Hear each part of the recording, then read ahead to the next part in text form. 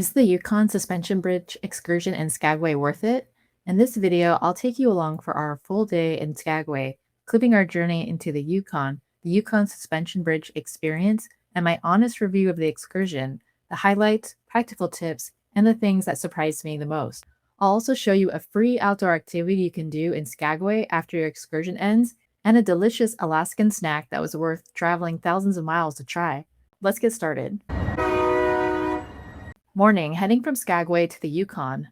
Our excursion started at 9 a.m., and one of the first things I noticed about planning a Skagway day is that timing matters. Many of the excursions in Skagway travel to the Yukon, which takes some time. One practical tip right off the bat is to make sure that you book an Alaskan cruise with many hours in port in Skagway so that you can get the most out of the experience. We didn't have to be back to the ship until 6 p.m., so we had many hours to play with. As we left Skagway and started climbing toward the Yukon, it was extremely foggy, and I was wondering if it would clear up. The fog was definitely blocking our scenic views. Keep in mind that depending on the month you go, it might become colder than you expect as you gain elevation. We visited on June 3rd, and we stopped near a lake that was still partially frozen, and there was snow on the ground. My 3-in-1 jacket came in handy. As we continued on our bus ride, thankfully all of the fog cleared up and the sun came out once we reached the border of Canada.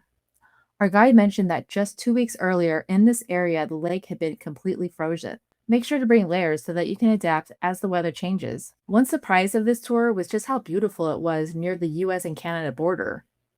The snow-capped mountains and the lake were incredible, and these same views continued with us for miles.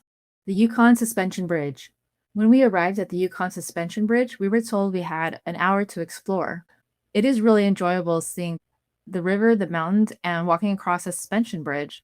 There's also some displays and things to see on the other side of the bridge. There's a restaurant, but I was honestly surprised how many people were there eating a snack because time was limited. My recommendation is to enjoy the bridge first, go on the other side and see the displays, and then check out the gift shop. While I'm not a huge gift shop person, I did find a couple things that I bought. The gift shop is small to medium size, and if you end up buying something, keep in mind that there may be a line for the cashier and you only have an hour to get back on your bus. So if you're interested in the gift shop, I'd recommend allotting at least 20 minutes there. Another practical tip is to set a reminder on your phone of when you need to get back to the bus, but set it earlier than you need to be back, just in case of any unexpected delays. Wildlife and scenic views. One of the exciting things about this drive is that you never know what you might see. On our way back, we spotted a baby black bear shortly after we left the suspension bridge area. The bus also passed waterfalls, including Bridalveil Falls and Pitchfork Falls. Our driver pointed out these scenic areas along the route. Just remember that this isn't a sightseeing bus where you stop constantly. The bus may slow down for views if it can, but definitely there are no planned stops. On our way to the suspension bridge and back, the bus only stopped twice.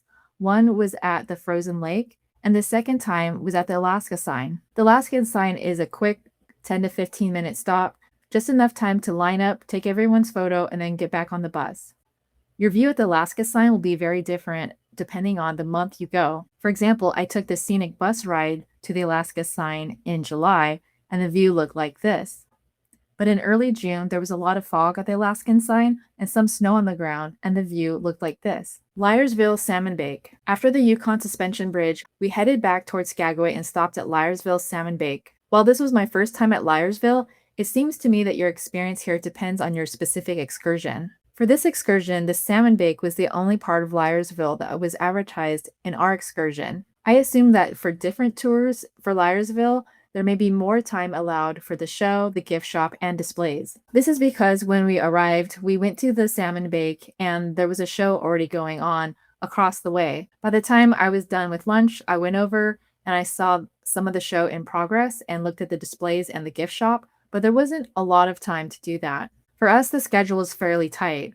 Most of our time was spent eating. This is fine because it's really what we signed up for. The food was good overall. I especially liked the salads, and the experience itself was fun, sitting on lunch tables, surrounded by trees, and enjoying an outdoor salmon bake. The salmon wasn't my personal favorite because I prefer other types of salmon preparation. They also served cornbread and blueberry cake, and I thought that both of those were a little bit below average. They also have drinks for you to enjoy like coffee and lemonade. After we left Liarsville, it's only a short trip into downtown.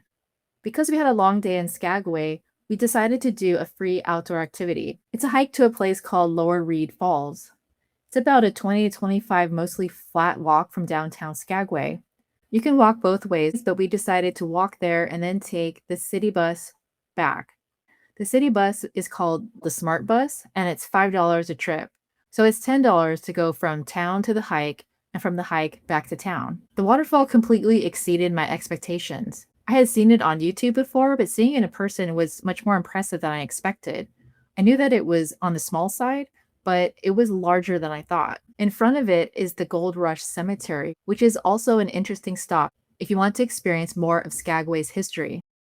I thought the waterfall was really beautiful and it was fun to see. I would highly recommend it. There's a dirt trail that goes up to the waterfall, which you can walk up to see it closer, or you can scramble up the rocks if you want to, but they are uneven and possibly slippery, so watch your step. One practical tip if you want photos and videos is to bring a power bank. After filming in the Yukon, taking photos and videos, my phone battery died before we reached the waterfall, so I had to rely on a friend's photos. The waterfall is larger and more impressive than the photos really capture here. Skagway Brewing Company. Our final stop was Skagway Brewing Company. The Skagway Brewing Company was originally founded in 1897 during the Klondike Gold Rush. It became one of the highlights of the day.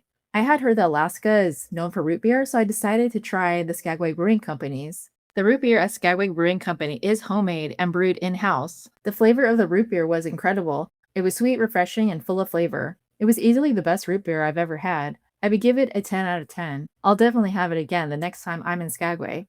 I also tried their spruce tip cookie. It was fun to try something unique to Alaska, but for me, it was more of a try it once experience. If I return to Skagway, I would definitely consider coming back for a full meal because the root beer made me curious about the rest of the menu. If you'd like to go deeper in planning your excursions for your Alaska cruise, I created Alaska Cruise Insider Guide. The guide includes top excursion recommendations, including must-do, value, and extreme adventure, and a downloadable seasonal packing list to make sure you pack right without overpacking. I'll put a link in the description if you'd like to check it out. So was the Yukon Suspension Bridge excursion worth it? For me, it definitely was, but surprisingly, not only for the suspension bridge, but also for the amazing views at the border between Alaska and Canada. I would rate it an 8.5 out of 10. The things to know before booking is that some stops felt a little rushed. The bus doesn't make frequent scenic stops. If you want to know how this Yukon Suspension Bridge excursion compares to the scenic bus ride in Skagway, and also the famous White Pass Railway in Skagway, I've made a video about that here. You can watch it now. Thanks for watching, and be sure to subscribe for more Alaska Cruise videos.